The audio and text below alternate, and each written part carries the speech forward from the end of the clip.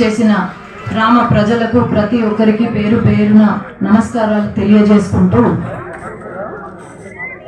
ఈరోజు మన దేశంలో బీసీలు అత్యధికంగా ఉన్నారు. మన దేశాన్ని ఏలేవాడు ఒక బీసీ, ఒక చాయ్ వాలా ఒక బీసీ. అలాగే మన రాష్ట్రంలో మన ఆంధ్ర రాష్ట్రం అంటే బీసీ రాష్ట్రం అని చెప్పిన నందమూరి తారక రామారావు గారు బీసీలకు ఎంత ప్రాధాన్యత ఇచ్చారో, అలాగే చంద్రబాబు నాయుడు గారు ఎంత ప్రాధాన్యత ఇచ్చారో మనకందరికీ తెలిసిందే. ఈ 5 సంవత్సరాల కాలంలో జగన్మోహన్ రెడ్డి వచ్చుంటారు, మీ ఊరికి చాలా హామీలు కురిపించుంటారు. బీసీ నా ఆత్మ బంధువు, నా బీసీ అనుకుంటూ ఎన్నో హామీలు కురిపించారు. మరి ఏ ఒక్క హామీ అయినా నెరవేర్చారా అని మీ అంతకు మీరే ప్రశ్నించుకోండి.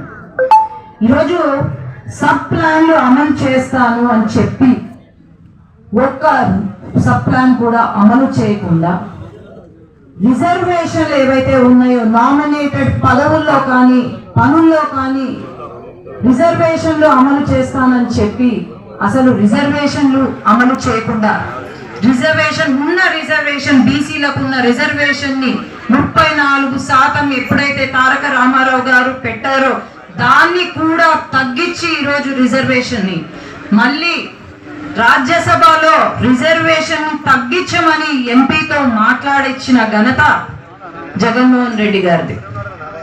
ఈరోజు ఎన్నో కార్పొరేషన్లు పెట్టారు, దాదాపు 56 కార్పొరేషన్లు పెట్టారు.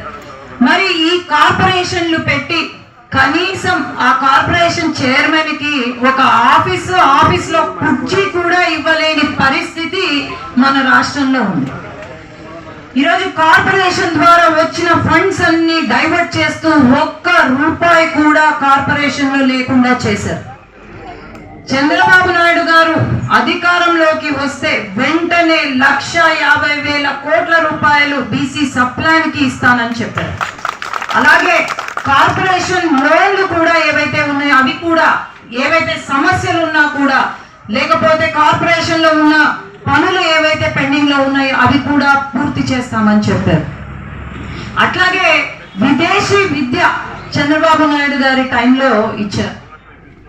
కానీ ఇక్కడ ఏ బీసీ యువత ఒక్కరైనా కూడా విదేశీ విద్య చదువుకున్నారా? విదేశీ విద్య నుంచి లోన్లు ఏమైనా వచ్చాయా అంటే జీరో.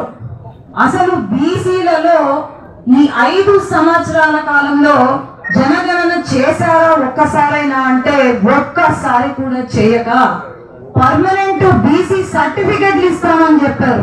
కానీ ఇంతవరకు పర్మనెంట్ సర్టిఫికెట్లు కూడా ఇవ్వలేని పరిస్థితి మన రాష్ట్రంలో ఉంది. ఈరోజు పెన్షన్లు చంద్రబాబు నాయుడు గారు 50 సంవత్సరాలు పూర్తవగానే మీ అభిప్రాయాన్ని కామెంట్ రూపంలో తెలియజేయండి. లేటెస్ట్ న్యూస్ కోసం నేటి భారత్ ఛానల్ ను లైక్ చేసి, షేర్ చేసి, సబ్స్క్రైబ్ చేయండి.